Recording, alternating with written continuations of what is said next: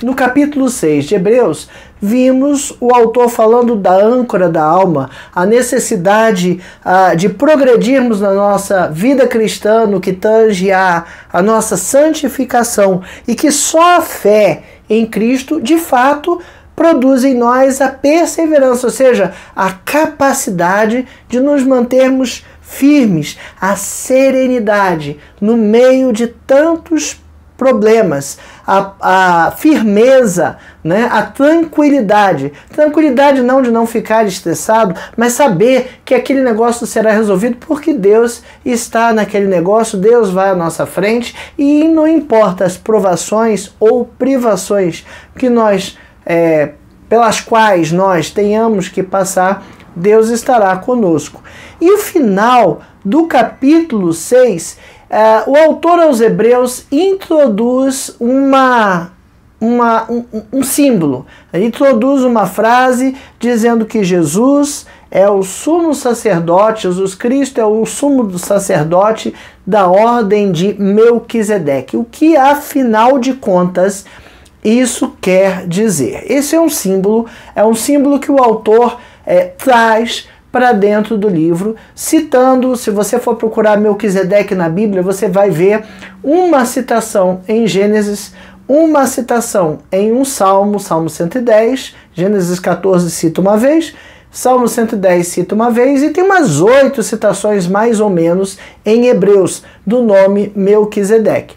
Mas o que o autor quer trazer é um símbolo. E aí eu quero lembrar a você que um símbolo não é necessariamente algo misterioso. Eu trouxe aqui para você um símbolo. Se você tem mais de 30 anos, ou 40 talvez, 30 talvez já saiba, 20 e poucos talvez tenha visto, você sabe o que é isso. Se você perguntar o que é isso para um garoto de 10 anos de idade, ele vai dizer que isso é igualzinho ao ícone de salvar dos programas que tem por aí, que todo ícone de salvar é desse formato. Mas você pergunta para ele o que ele é, o que significa, o que é isso, ele não sabe o que é isso. Isso é um disquete, era uma unidade de armazenamento, era assim que a gente guardava os nossos arquivos antigamente, e o ícone de salvar tinha essa função de dizer, estou mandando o arquivo para o disquete, porque não tinha HD, e aí com o disquete eu salvo o meu arquivo, ele fica guardado aqui,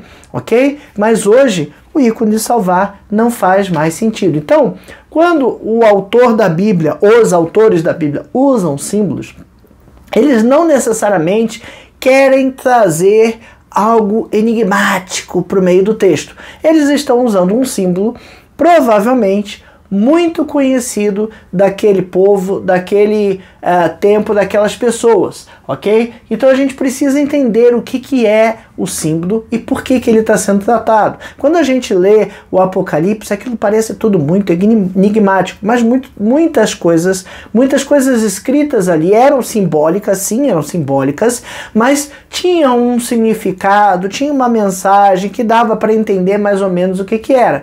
E hoje, como muitos desses símbolos perderam o significado para nós, a gente fica perdido com relação a isso. E eu dei um exemplo para vocês de algo que não se passou nem um século ainda, né, para que isso existisse. Isso aqui existe há 40 anos, talvez. Eu acho que quando eu era criança, deixa eu ver, bota aí uns 35, 40 anos, no máximo que isso aqui desse tamanho existia um maior. Esse aqui é um disquete de 3,5 polegadas, tinha a capacidade de armazenar 1.44 mega, isso mesmo, 1440 bytes, quase 1,5 mega de informação, sendo 720 de cada um dos seus lados, 720 bytes, né? Mas se você pensar, por exemplo, daqui a 5.000 anos, alguém numa escavação arqueológica, imaginando um texto que diz que o Saulo mandou o link do vídeo do YouTube pelo WhatsApp, talvez não faça o menor sentido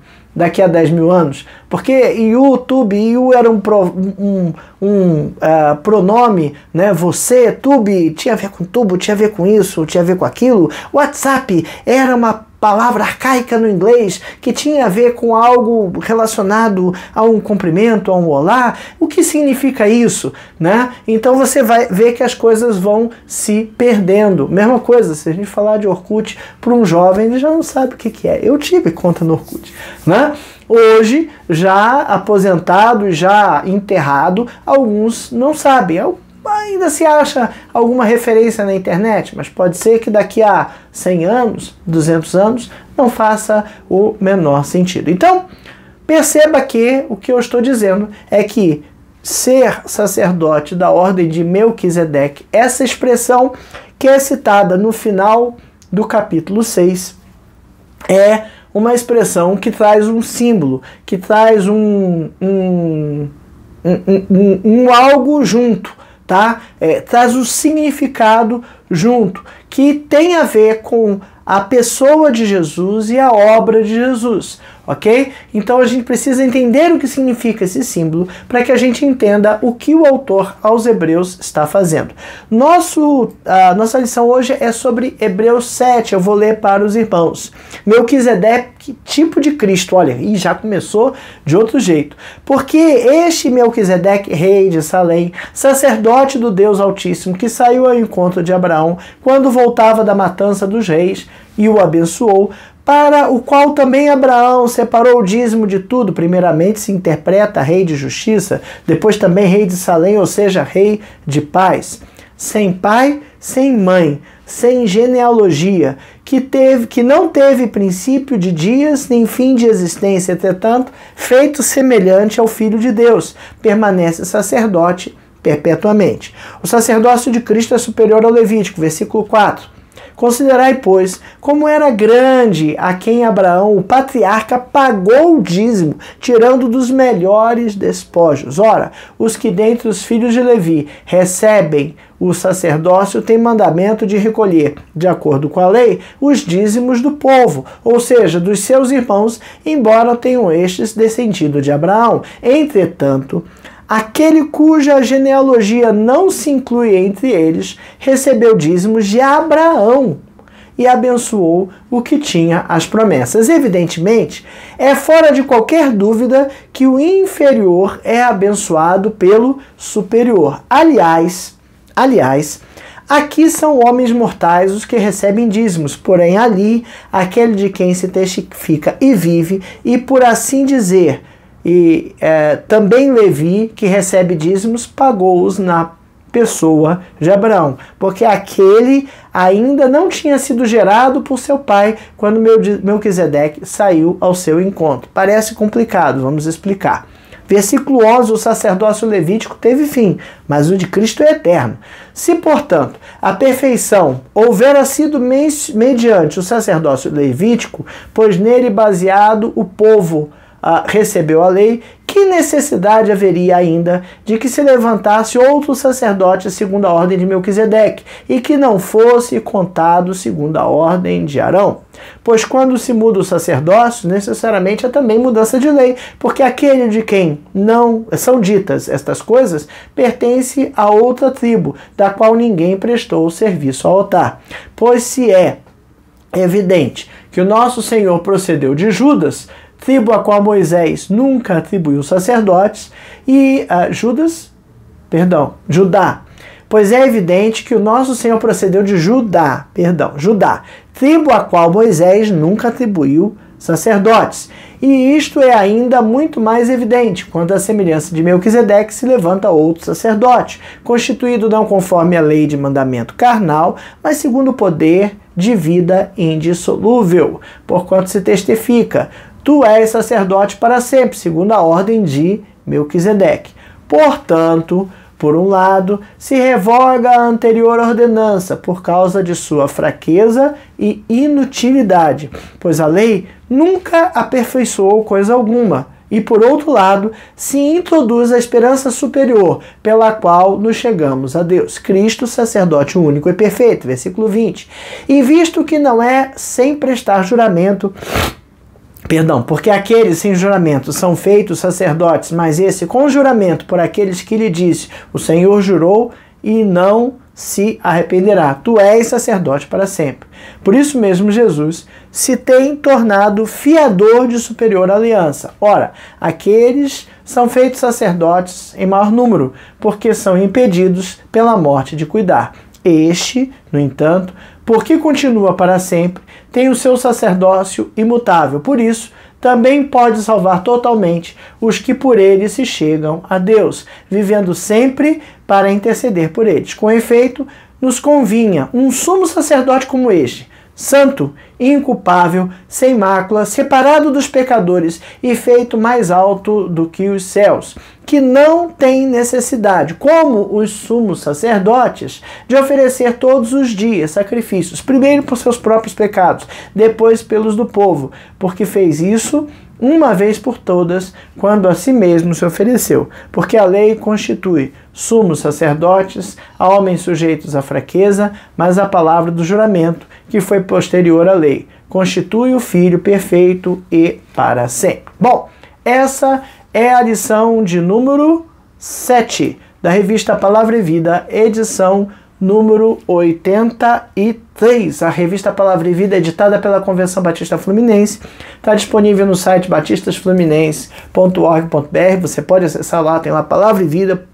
Você consegue baixar essa revista em PDF, ok? E acompanhar conosco os estudos aqui e usar na sua igreja, do jeito que você preferir.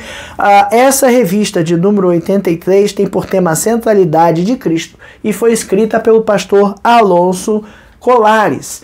E a lição de número 7, nosso texto básico, fala todo do capítulo 7, o básico está lá do 23 ao 28, e o nosso título é Segundo a Ordem de Melquisedeque. Esse símbolo, esta simbologia que significa algumas coisas que nós vamos entender a partir de agora. Ok? Vamos lá? Nosso primeiro tópico tem por tema quem foi Melquisedeque e por que isto é importante.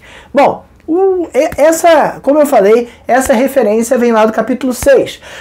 No capítulo 6, o autor aos Hebreus fala que Jesus Cristo é o sumo sacerdote da ordem de Melquisedeque. Depois de falar que unicamente pela fé em Cristo nós somos capazes de ser salvos, nós podemos ser salvos, e o salvo pode perseverar no meio do sofrimento da vida, né? Ele usa esse símbolo. E parece difícil compreender para a gente o que significa, né? Jesus, como sacerdote, ele é mediador, o sacerdote era o mediador, o sumo sacerdote era aquele que entrava nos santos dos santos, mas aparece aí o sacerdote segundo a ordem de Melquisedeque. Quem é este Melquisedeque? Primeiro, o que o autor aos Hebreus está fazendo é citar um salmo, é o Salmo 110, que lá no versículo 4 tem exatamente essa expressão: o Senhor jurou e não voltou atrás, você é sacerdote para sempre, segundo a ordem de Melquisedeque. O Salmo 110, bom, Melquisedeque aparece antes, aparece lá em Gênesis, já vamos falar dele. O Salmo 110 é um salmo atribuído a Davi, um salmo messiânico, ou seja, um salmo que fala do Messias, daquele que viria, na época de Salmos, né, que viria, já veio, para libertar o povo, para instaurar o seu reino aqui. Ok? Então a ordem de Melquisedeque, sacerdote segundo a ordem de Melquisedeque, é uma expressão que aparece no Salmo 110. E quem é Melquisedeque? Melquisedeque era rei e sacerdote de uma cidade chamada Salém. Ok? Esse Melquisedeque aparece lá em Gênesis 14. Gênesis 14 está narrando que 4 reis resolveram brigar com 5 reis, pertinho de onde Abraão estava. E Abraão não queria se meter nessa treta. Essa treta não é minha. Mas lá pelas tantas ele recebe a informação que Ló, o seu sobrinho, estava preso em Sodoma, um dos reis desses 9 reis que estavam em guerras, 4 contra 5, ok? E aí, já que Ló estava preso, Abraão teve que se engajar na guerra, e ele foi e brigou. Lá no capítulo 14 de Gênesis, 16 conclui que ele matou quem tinha que matar e liberta seu sobrinho. No 17 aparece assim: após voltar Abraão de ferir Quedorlaomer e aos reis que estavam com ele, saiu-lhe ao encontro o rei de Sodoma no vale de Savé, que é o vale do rei. Ok? Aí o rei de Sodoma saiu ao encontro de Abraão. A gente espera que no versículo seguinte fale o que o rei de Sodoma vai falar com Abraão, certo? Só que não é isso que acontece. No versículo 18, 19 e 20, parece abrir um parênteses e aparece do meio do nada um tal de Melquisedeque.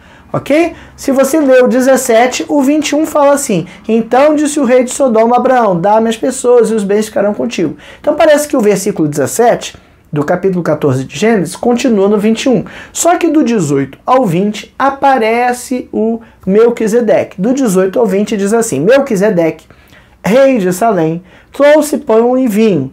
Era sacerdote do Deus Altíssimo. Abençoou ele a Abrão, no caso, né? E disse: bendito seja Abrão pelo Deus Altíssimo que possui os céus e a terra, e bendito seja o Deus Altíssimo que entregou os teus adversários nas tuas mãos, e de tudo lhe deu Abrão o dízimo. Do quê? Dos despojos de guerra, tá certo? Então, Abrão venceu lá, matou os reis que tinha que matar, libertou o seu sobrinho, e no meio da história, no meio da narrativa, aparece, como diz meu filho, do meio de Nárnia, né, como vindo de Nárnia, o Melquisedeque, rei de Salém, e ele era sacerdote do Deus Altíssimo, ele era rei de Salém. Salém era a cidade que mais tarde veio a se chamar Jerusalém, ok? E ele aparece e abençoa Abraão, porque Deus, ele era sacerdote do Deus Altíssimo, do Deus Yahvé,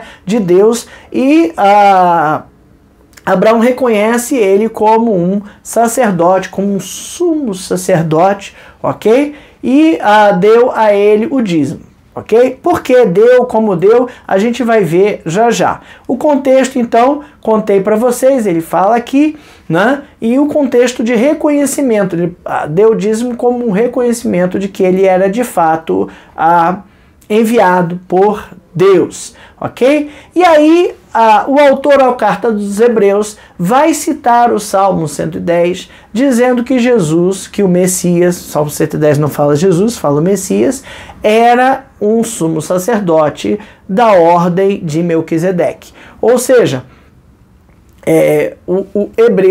o autor aos Hebreus está fazendo essa ligação de Jesus, Messias, sendo sacerdote da ordem de Melquisedeque, sendo não só sacerdote como rei e sumo sacerdote, ok? Duas funções que o rei de Salém, Melquisedeque, tinha, era rei de Salém, rei de Jerusalém e rei e sumo sacerdote do Deus Altíssimo. E aí, o argumento do capítulo 7 começa por aí. O argumento começa pelo significado do nome de Melquisedeque e significado do nome Salém. Melquisedeque significa rei de justiça. Salém, como eu disse, a antiga cidade de Jerusalém, significa morada de paz.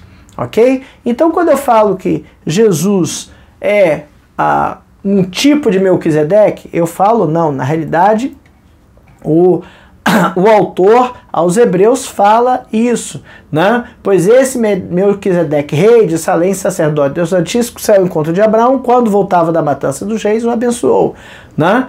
E aí, ele tinha falado no 6 que Jesus era sacerdote da ordem de Melquisedeque, rei de Salém, né? Então, ele vai falar mais para frente o significado, para o qual também Abraão separou o dízimo de tudo. Primeiramente se interpreta rei de justiça, Melquisedeque, depois também rei de Salém, ou seja, rei de paz. Jesus é rei de justiça, Jesus é rei de paz, e isso é uma das primeiras coisas que é esta alusão que o autor aos Hebreus está fazendo de Melquisedeque, de Jesus como ordem de Melquisedeque. Rei de justiça, ele governa o mundo com justiça, e a cidade, né, morada de paz, é aonde Jesus mora, né? O céu é uma morada de paz. Então essa ideia, né, a rei de justiça que mora na morada de paz, como rei e sumo sacerdote, né, vem trazendo então a ideia do Salmo 110, verso 2 nos informa: o Senhor lhe enviará de Sião, Jerusalém, o cetro do poder, dizendo, domine entre os seus inimigos. Ok? Esse Jerusalém não é a Jerusalém terrena, é a Jerusalém celestial, onde o Senhor governa e consumou, depois de consumar a sua obra na cruz e tornar os nossos pecados pagos, ele morto pelos nossos pecados, ele pagou os nossos pecados na cruz e depois ressuscitou dos mortos, ok? Bom, a indicação de Jesus como rei e sumo sacerdote, então, tem a ver com um pouco mais. Tem a ver, da ordem de Melquisedeque, tem a ver com eternidade. Por quê? O que ele está falando aqui? No verso 3 ele fala, sem pai, sem mãe, sem genealogia, não teve princípio de dias, nem fim de existência. Irmãos, não há outra referência na Bíblia de Melquisedeque anterior a essa Gênesis. Ele aparece do nada e do nada some, ok? Ele apareceu, rei de Salém, as duas propriedades, ele era rei de Salém, morada de paz, Melquisedeque, rei de justiça, Abraão reconheceu ele como sacerdote do Deus Altíssimo, deu o dízimo e Melquisedeque o abençoou, ok? Primeira coisa, então, que ele fala aqui, primeira não, já falei várias coisas, ele fala que Melquisedeque não tinha pai, não tinha mãe, não tinha genealogia, ou seja, para o povo que estava acostumado a olhar a Torá e seguir a Torá, era importante que o sacerdote fosse da tribo de Levi, porque os sacerdotes todos eram da tribo de Levi. Mas esse Melquisedeque não era da tribo de Levi, até mesmo porque não existia Levi, não existia Isaac, não existia Jacó. A gente está falando de Abrão ainda, sem filho, ok? E outra coisa, Jesus não é da tribo de Levi, então como ele pode ser sacerdote? Ok? Jesus é da tribo de Judá. E Jesus sendo da tribo de Judá, descendente de Abraão, mas da tribo de Judá, não tinha a genealogia da descendência dos sacerdotes. Então, o que o autor aqui está trazendo? Está trazendo uma informação interessante. Melquisedeque não tinha genealogia e era sacerdote do Deus Altíssimo. Jesus não era da genealogia de Levi, era da genealogia de Abraão, mas não era da genealogia de Levi, mas era sacerdote do Deus Altíssimo, ok? Então ele tinha a divindade, ele tinha a eternidade, ele é o pão vivo que desceu do céu, voltou para lá e governa, para buscar. Então esse é o tal Melquisedeque, que aparece do nada pela terceira vez na Bíblia, aqui no contexto da Bíblia, a primeira em Gênesis, a segunda em Salmos, e agora no final do capítulo 6 de Hebreus, da ordem, sumo sacerdote da ordem de Melquisedeque, e aí ele vem falar o que tinha Melquisedeque a respeito. Aí o segundo tópico vem falar da superioridade do sacerdócio de Cristo. Então, o que o autor agora aos Hebreus está fazendo? Ele está falando alguma coisa muito interessante, né? A Torá dizia que todos os filhos de Israel, ou seja, todos os descendentes de outras tribos, deveriam entregar o dízimo na tribo de Levi. Essa não tinha terreno para plantar, para colher, não tinha terreno para trabalhar. Eles viviam única e exclusivamente em função da obra de Deus, ok? Mas Abraão, na época dele, não tinha Levi, porque Levi é bisneto de Abraão, é bisneto. Então não acontece, não tem como Abraão oferecer sacrifício a Deus por um sacerdote da tribo de Levi. Mas ele oferece um sacrifício a Deus por um sacerdote que aparece ali no meio do nada, sem genealogia, sem pai, sem mãe, sem hierarquia, sem nada, ok? E aí ele vai falar, vai fazer essa comparação do sacerdócio de Melquisedeque com o sacerdócio de Levi, para mostrar que o sacerdócio de Cristo é superior ao sacerdócio levítico. O sacerdócio levítico era da antiga aliança e o sacerdócio de Cristo agora passa a ser a nova aliança.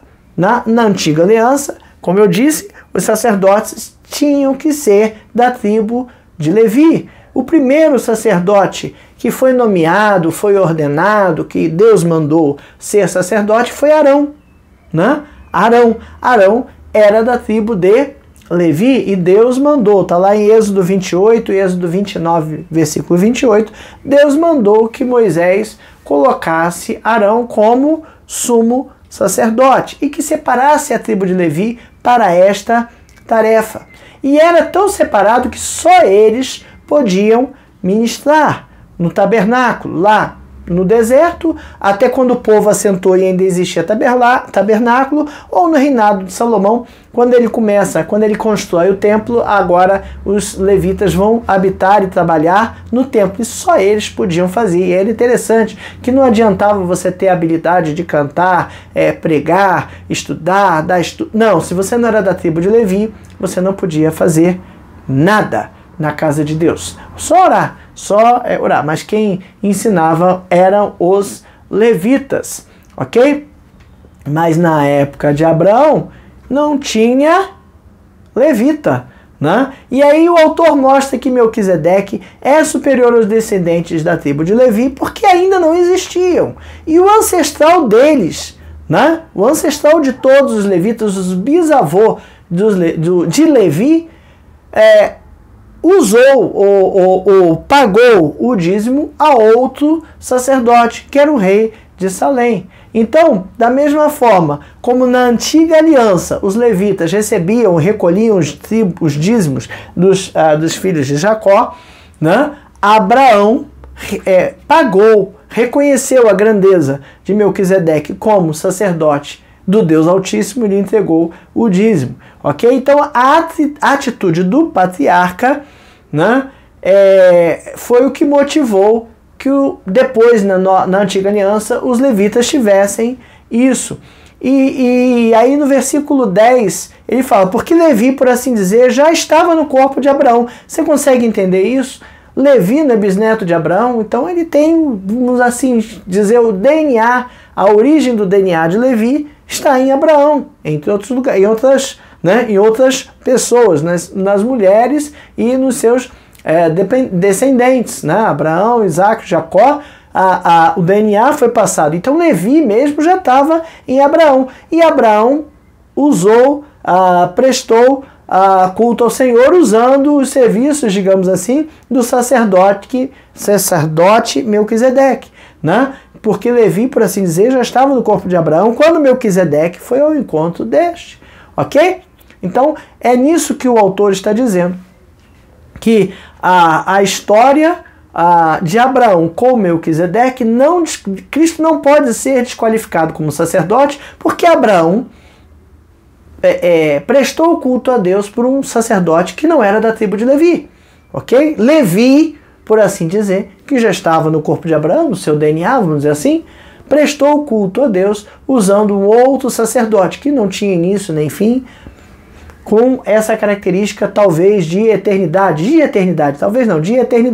no sentido de ser sem início, sem fim, sem genealogia.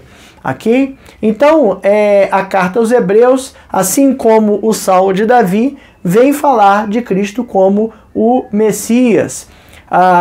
Um Messias e um sacerdote que não é da tribo de Levi. Cristo era da tribo de Judá. E aí ele é o rei da paz, morada de paz, rei de justiça, mediador entre homem e Deus. Ok? Único sumo sacerdote como Melquisedeque foi.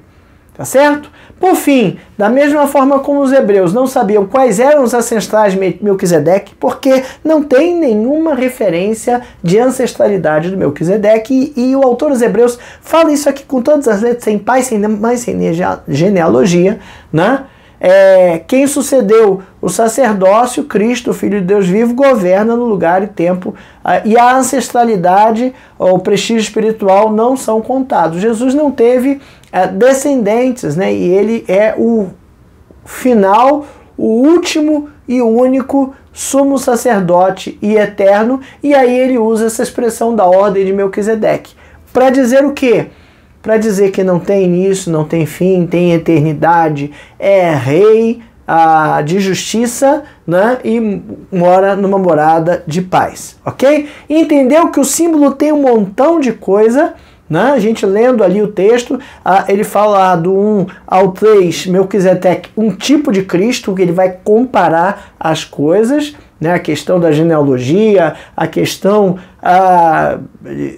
da lei, dando o povo, trazendo aos levitas o dízimo, Abraão entregando o dízimo a Melquisedeque, e do versículo 4 ao 10 ele trazendo essa questão do sacerdócio de Cristo ser superior ao sacerdócio levítico, porque o sacerdócio de Cristo era semelhante ao sacerdócio de Melquisedeque, e o Levi, ainda no corpo de Abrão, prestou culto a Deus através de um outro sumo sacerdote, tá certo?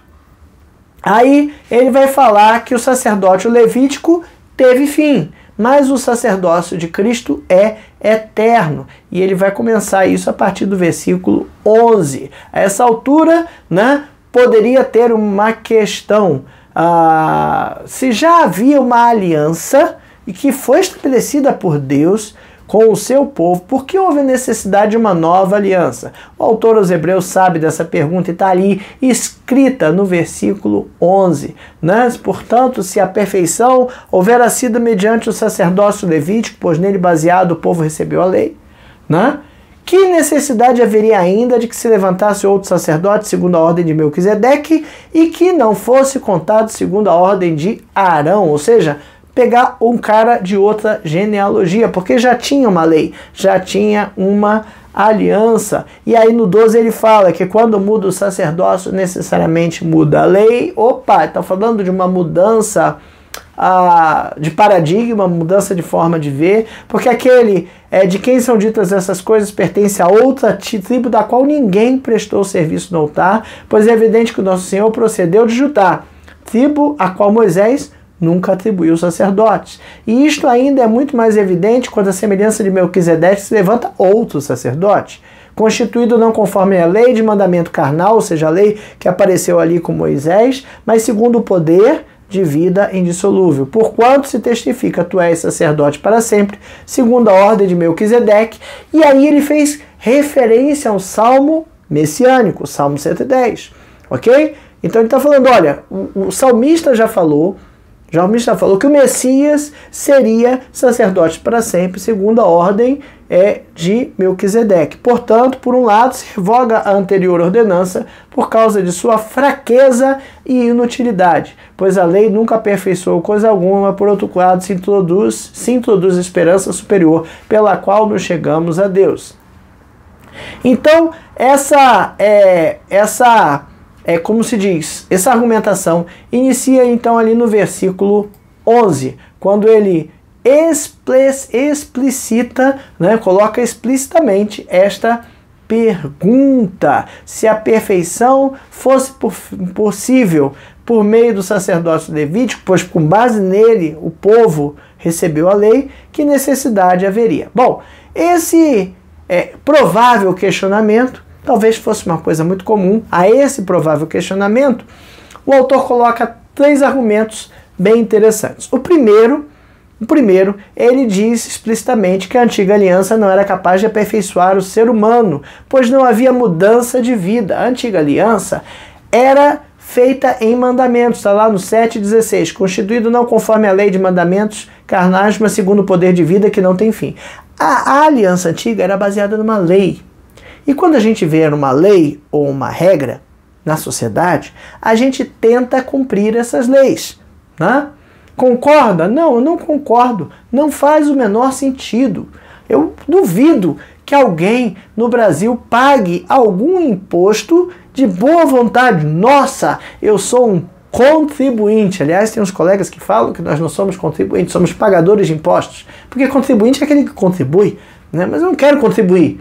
Eu contribuo, eu pago o imposto porque é ordenado pagar imposto. É um tipo de lei, né? E a lei não muda a forma de ser do ser humano. A lei faz com que o ser humano cumpra regras, cumpra tarefas. E o que se tinha na lei não era uma mudança de vida. O que se tinha na lei eram cumpridores de tarefas. Eram pessoas que pagavam os impostos, como eu disse, pagadores de impostos, mas não contribuintes.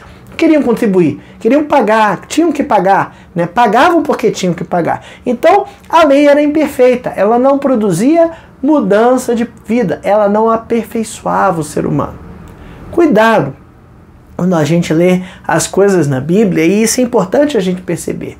A gente precisa ter mudança de vida.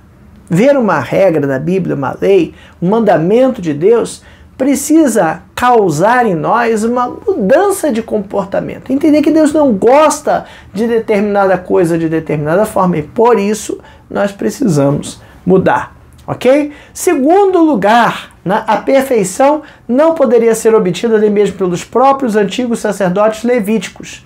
Por quê? Porque eles mesmos, no versículo 26,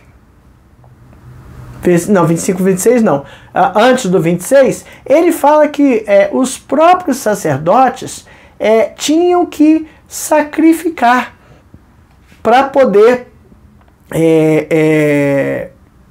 pagar, né, apagar, tornar os seus pecados sem efeito. Olha lá, 27, versículo 20, que não tem necessidade, como os sumos sacerdotes, de oferecer todos os dias sacrifícios, primeiro por seus próprios pecados, depois pelos do povo, porque fez isto uma vez por todas, quando a si mesmo se ofereceu, falando de Cristo. Então veja, os sacerdotes antigos eram sacerdotes imperfeitos, porque eles eram pecadores como nós somos pecadores.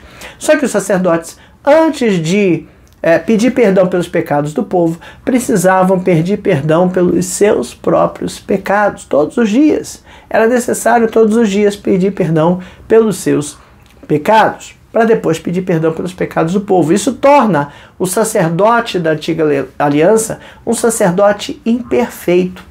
Mas a nova aliança, ou mais na nova aliança, né? Olha, o sumo sacerdote como este, versículo 26, com efeito, nos convinha um sumo sacerdote como este, santo, inculpável, sem mácula, separado dos pecadores e feito mais alto do que os do céu. Nosso sumo sacerdote nunca pecou, né? E por isso ele é um sumo sacerdote perfeito. Ele não precisa pedir perdão pelos seus pecados para depois pedir perdão pelos nossos. Ele entra de peito aberto no Santo dos Santos a qualquer hora, a qualquer momento, porque ele é sem pecado. E isso o torna superior ao sacerdote da antiga aliança. Então, por que Jesus era superior? Primeiro, porque na antiga aliança, ele falou, quando muda o sacerdote, muda a aliança, muda a lei. Na antiga aliança, não fazia mudança de comportamento, apenas fazia seguir regras. Na nova aliança, a gente pode ter o nosso comportamento mudado. Segundo, os sacerdotes não eram perfeitos, eles eram pecadores, precisavam pedir perdão pelos seus pecados, e Jesus não. E o terceiro argumento vem falar sobre a eternidade do Messias. Na antiga aliança, né, a lei constituía como sacerdotes ou como sumos sacerdotes homens sujeitos à fraqueza e sujeitos à finitude da vida. Eram pessoas que morriam, né? Os sacerdotes morriam e tinham que suceder um depois outro. Mas Deus, no Salmo 110, né, escrito séculos antes de Jesus vir, antes da séculos antes da promulgação da lei, né, dizia que o nosso Messias seria um sumo sacerdote perfeito, sem pecado e para sempre, segundo a ordem de Melquisedeque. Esse é o significado desta expressão, e ela vai aparecer mais vezes no livro de Hebreus. Como eu falei, o nome Melquisedeque aparece umas 8 vezes. Sumo sacerdote da ordem, ou sacerdote da ordem de Melquisedeque, vai aparecer nesse contexto completo umas 6 vezes. Então, recuperando aqui a informação. Ordem Melquisedeque, sumo sacerdote, rei de Salém. Melquisedeque significa rei de justiça, que mora em Salém, morada de paz. Jesus é o rei da justiça e mora nos céus, morada de paz. Abraão prestou culto a Deus e deu dízimo a Melquisedeque, reconhecendo ele como sumo sacerdote do Deus Altíssimo. Em Abraão estava Levi, e se pela lei, pela Torá, era necessário que o sacerdote fosse da tribo de Abraão, o próprio Levi, pelo seu DNA em Abraão, prestou culto a Deus pelo sacerdote Melquisedeque. Um sacerdote que não tinha genealogia, isso tudo era importante para os judeus. Genealogia, pai, mãe, de onde ele vem. Se você pega ali o livro de Mateus, há uma preocupação em mostrar a genealogia de Jesus. Passando pela tribo de Davi, por Judá, vindo de Adão, há uma preocupação, porque na cultura dos judeus isso é extremamente importante. Ok? Que mais? Sacerdote perfeito. Jesus é sacerdote perfeito porque nunca pecou, não precisava pedir perdão pelos seus pecados. Eterno, né? Morreu, ressuscitou e foi aos céus. E ele, por conta de todas estas coisas, é capaz para todo sempre de entrar no Santos dos Santos e pedir a Deus perdão pelos nossos pecados. Então, fixa aí essa informação que é interessante. Estamos falando do livro da carta aos Hebreus, e o autor aos Hebreus escreve aos cristãos hebreus, mostrando que a nova aliança é superior à antiga aliança, mostrando que não era necessário cumprir a Torá para depois se converter, algo semelhante ao que estava acontecendo lá nos Gálatas, tá certo? E que não era o caso de voltar para a antiga aliança, porque a antiga aliança, baseada na Torá, não produzia mudança de vida. Eram regras que as pessoas cumpriam, como se fosse agradar a Deus o simplesmente cumprir regras, ok? Para pensar e agir, você tem colocado a sua confiança no Rei de Justiça. Jesus é o Rei de Justiça. É Rei e sumo sacerdote, ou sumo sacerdote da ordem de Melquisedeque, ou seja, era um sacerdote que também era um rei de justiça. Quantas vezes, irmãos, ficamos pensativos nas coisas que passamos, nas injustiças que passamos e queremos nós mesmos resolver estas coisas. Ai, Senhor, tem misericórdia de nós e não permita que façamos coisas desta forma e desta natureza, ok? A segunda questão aqui, a segunda questão para pensar e agir, pergunta: você já se sentiu diminuído por alguém que se sentiu superior por entender que era mais espiritual? Essa questão de espiritualidade é algo muito pessoal e complexo. Algumas pessoas gostam de exalar isso, mostrar, dizer, argumentar, falar coisas extraordinárias que aconteceram em nossas vidas, e essas coisas podem acontecer em todas as nossas vidas, né? E aí, o exemplo que temos aqui é Jesus como sacerdote superior aos levitas, mas infelizmente às vezes a gente vai se deparar com pessoas que acham que são superiores a nós por se encontrarem ou se acharem mais espirituais. Deus responde a qualquer um que pedir com fé alguma coisa a Ele. Então, não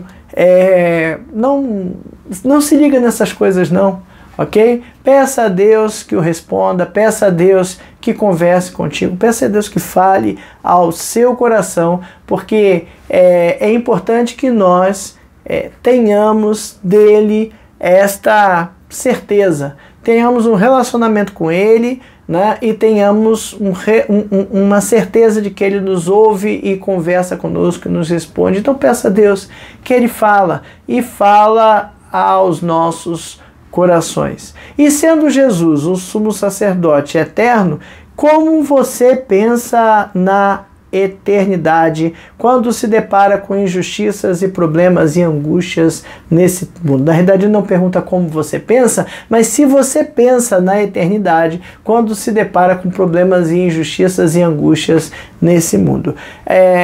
Nós fomos impactados há muitos anos atrás por uma onda chamada secularismo. E o secularismo busca separar as coisas religiosas da vida do dia a dia. Eu lembro bem ainda, quando eu era criança, eu tinha esse sentimento que depois eu fui entender que não era assim. Eu tinha o sentimento de que quando eu ia para a igreja eu estava fazendo as coisas de Deus, mas no dia a dia era outra coisa. E a gente tem na nossa raiz, na raiz da nossa sociedade, essa coisa de chamar, de entender o secularismo. Temos os nossos problemas do dia a dia, eu tenho contas para pagar, eu tenho injustiças que eu sofro, sofro angústias, ansiedades, e parece que eu desligo as coisas que estão acontecendo aqui na Terra, no mundo, no meu dia a dia, das coisas espirituais de Deus. E a gente precisa lembrar que a nossa vida aqui, durando muito, vai durar 120 anos. E depois disso morreremos e vamos para a eternidade, céu ou inferno, e viveremos eternamente, com Deus ou separado de Deus. Ok? Então tem muito caminho pela frente. Tem muito mais coisa do que esses poucos 120 anos aqui. E a gente precisa viver e entender pensando na eternidade. Talvez aqueles crentes cristãos hebreus estavam pensando apenas nas coisas dos seus dia a dia, e buscando agradar a Deus com coisas que eles podiam fazer esforço de fazer. Não adianta nosso esforço de agradar a Deus. Agradar a gente pode até agradar, mas não obteremos salvação por conta disso. Então a gente precisa ter o foco em Cristo, foco na eternidade, e entender essa situação que Cristo é superior, a obra de Cristo, a aliança em Cristo é superior à aliança do Velho Testamento. Talvez para nós falar de aliança do Velho Testamento não faça muito sentido, mas era o ritmo que se tinha, e a gente tem sim algumas coisas na nossa vida que a gente tenta justificar, achando que fazer certas coisas vai me fazer merecedor da salvação, vai me fazer merecedor de receber palmas de Deus. E não é assim não. Não é assim não. Posso fazer o que eu fizer. A minha função aqui é servir e servir a Deus. Termino essa lição com os nossos versículos do texto básico, que vai do 26 ao 28, é isso? Voltando aqui, meu pai, muitas páginas, 23 ao 28, dizendo: ora, aqueles que são feitos sacerdotes em maior número, porque são impedidos pela morte de continuar, este, no entanto, porque continua para sempre, tem o seu sacerdócio imutável. Por isso também pode nos salvar totalmente os que por eles se chegam a Deus, vivendo sempre para interceder por eles. Com efeito, nos convinha um sumo sacerdote como este, santo, inculpável, sem mácula, separado dos pecadores e feito mais alto dos que os céus, que não tem necessidade, como os sumos sacerdotes, de oferecer todos os dias sacrifícios, primeiro por seus próprios pecados, depois pelos do povo, porque fez isso uma vez por todas, quando a si mesmo se ofereceu. Porque a lei constitui sumos sacerdotes, a homens sujeitos à fraqueza, mas a palavra do juramento, que foi posterior à lei, constitui o Filho, perfeita para sempre. Que nós estejamos sempre fitos, com os olhos fitos, no sacrifício de Cristo na cruz, o nosso sumo sacerdote, Rei de justiça, que mora na morada de paz, sumo sacerdote perfeito, que não peca, impecável, e que tem acesso direto aos santos dos santos. Amém?